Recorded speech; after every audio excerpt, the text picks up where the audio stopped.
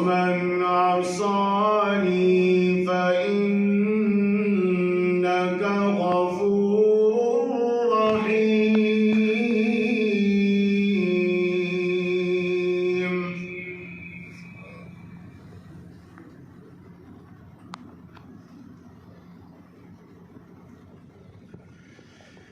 ربنا إني أسكنت من ذريتي بواد غير ذي زرع عند بيتك المحرم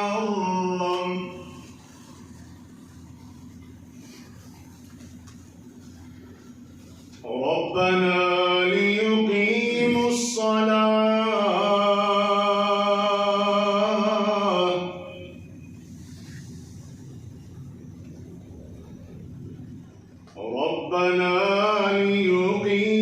الصلاة فاجعل أفئدة من الناس تهوي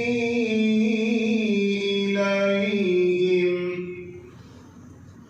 وارزقهم من الثمرات لعلهم يشكرون.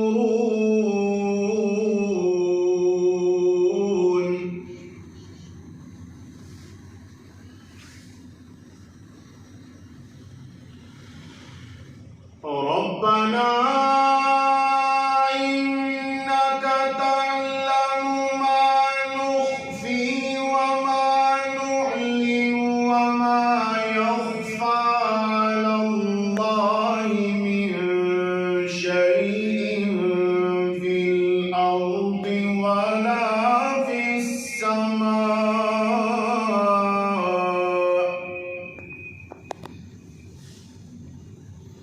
الحمد لله.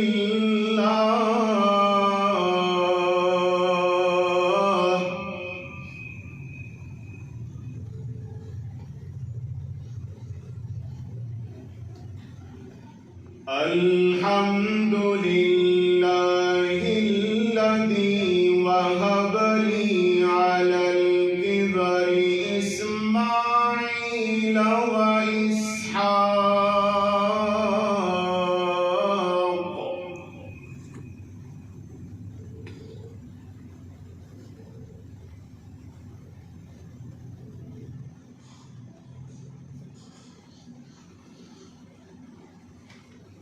الحمد لله الذي وهب لي على الكبر إسماعيل وإسحاق إن ربي لسميع الدعاء.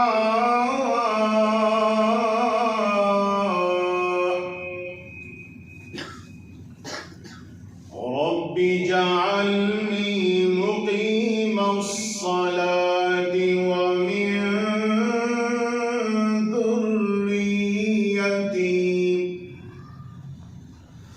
ربنا وتقبل دعاء.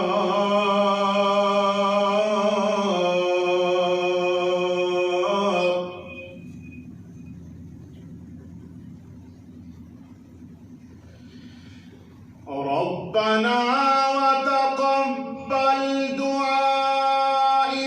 ربنا اغفر لي ولوالدي وللمؤمنين يوم يقوم الحساب.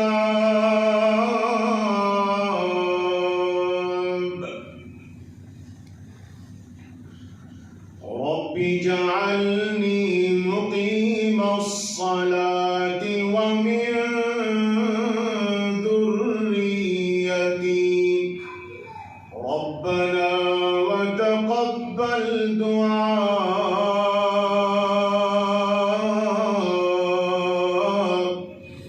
ربنا اغفر لي ولوالدي وللمؤمنين يوم يقوم الحساب. صدق الله